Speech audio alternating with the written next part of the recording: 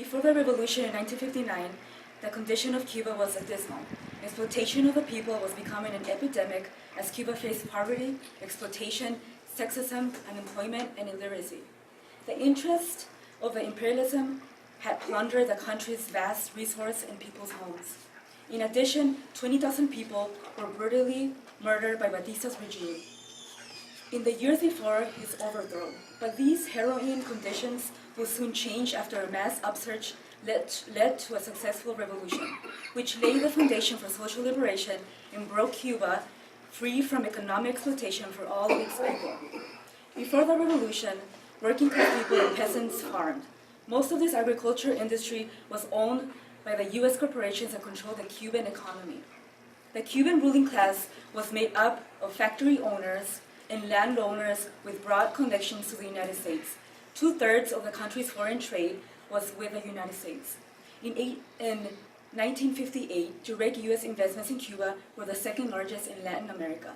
The severe polarization of wealth and resources of the crooked Cuban ruling class in Havana produced stern conditions of unemployment and poverty for the working class, particularly the peasants. A high percentage of Cuba's workers were underemployed or unemployed. On July 26, 1953, revolutionaries led by Fidel Castro attacked the United States Moncada barracks in order to secure the outpost and arsenal.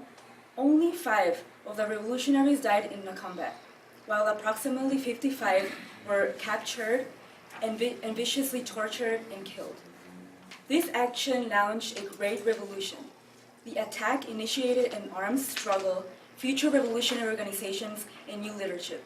It resulted in a political victory when the survivors took radio transmitters from the barracks and called for all Cuban people to support the revolt and rise up.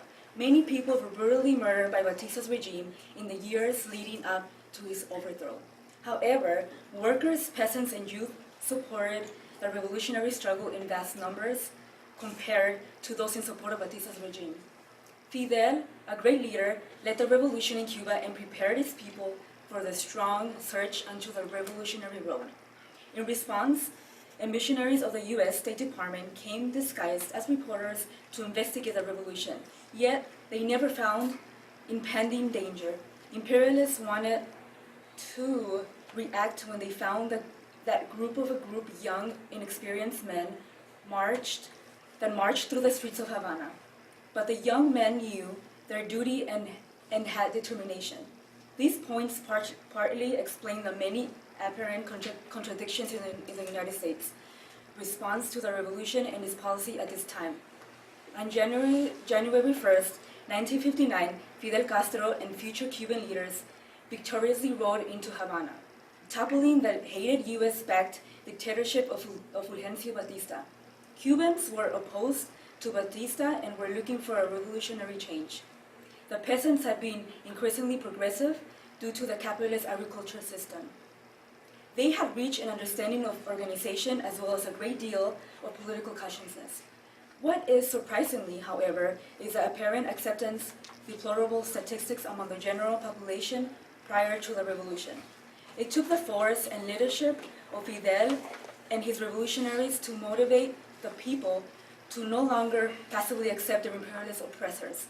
Cuba's revolution followed the common lines of opposition to imperialism and turned towards socialism. After the success of Cuba's revolution in 1959, private property was eliminated. After the revolution, a planned economy was created.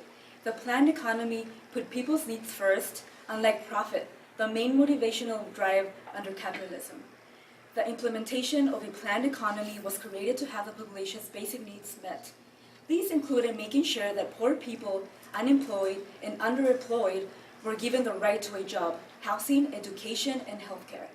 Cuba implemented reforms in land distribution and literacy and created measures to protect itself from terrorist attacks and U.S. occupations. With the planned economy, it was indeed able to meet these needs.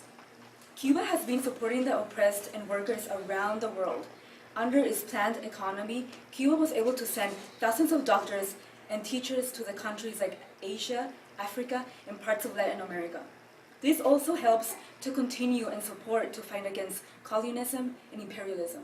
Cuba, in fact, began the first medical missions in the world. In May 1963, Algeria was the first to receive a Cuban medical team of 55.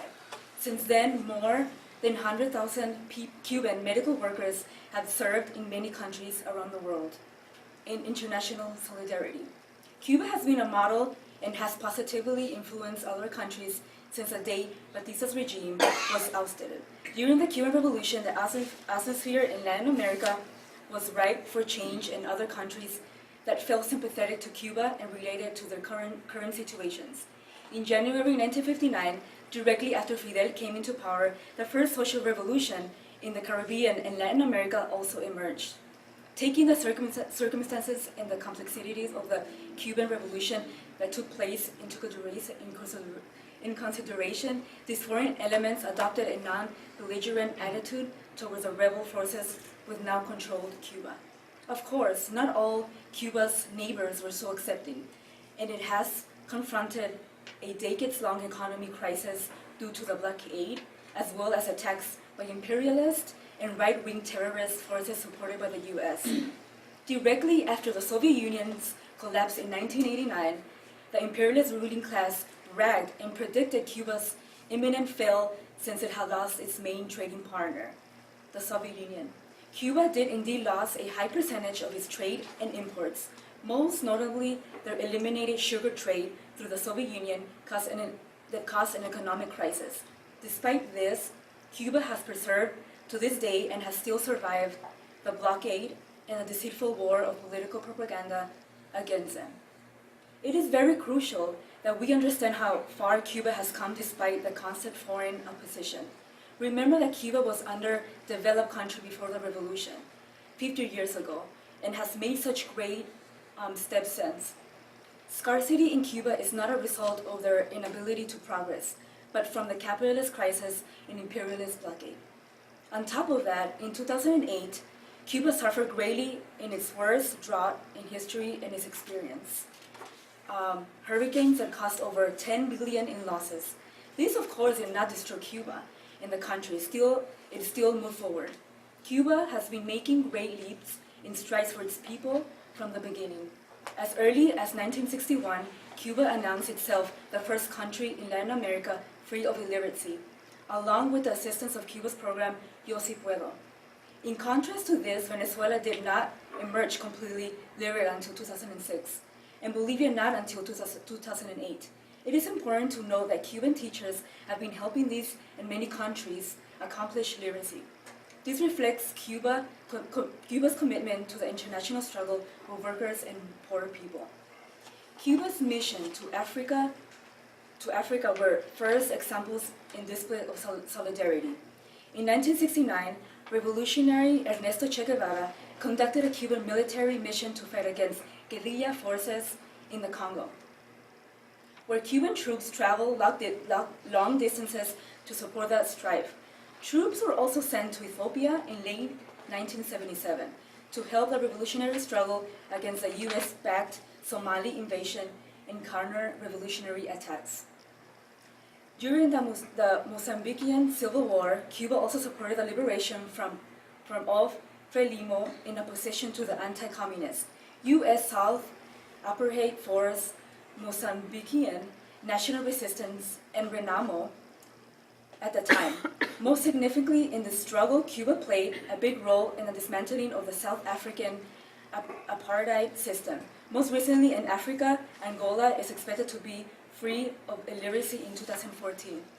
Cuba stood with the people of the Middle East in the struggle against U.S. imperialism and Israel's occupation of Palestine. It had also negotiated trade relations with Syria and is in cooperation with Iran, China, and other Asian countries ever committed to the international struggle of workers and poor people.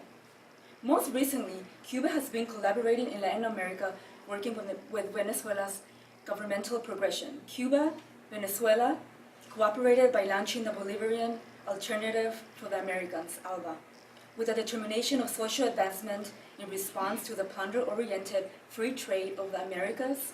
Bolivia, Nicaragua, and other countries have since united with ALBA.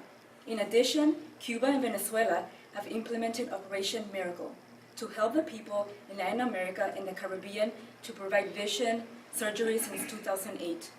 Cuba even volunteered to help with more than 1,000 doctors to help in the U.S. Gulf region after Hurricane Katrina. Of course, the U.S. turned down the assistance due to the interest of the ruling class in its political advancements. This illustrates how far Cuba has come since 1959, despite the imperialist blockade, sanctions, propaganda, and terrorism. Cuba is so strong that it could have helped people in the United States. The Cuban Revolution still continues as the country moves forward, progressing every day since the revolution. We need to realize that imperialism will use any method to attack socialist advancements in Cuba. Cuba should set an example for all of us around the world by showing the achievement.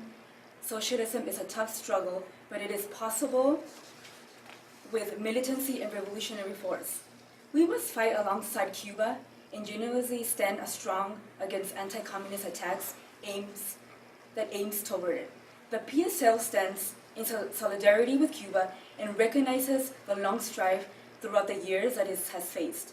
Our party is constantly aware of the developments and progression of Cuba to help us reach our goal, achieving socialism in the United States, and follow the example that Cuba has shown us until today. Viva la Revolución! Viva.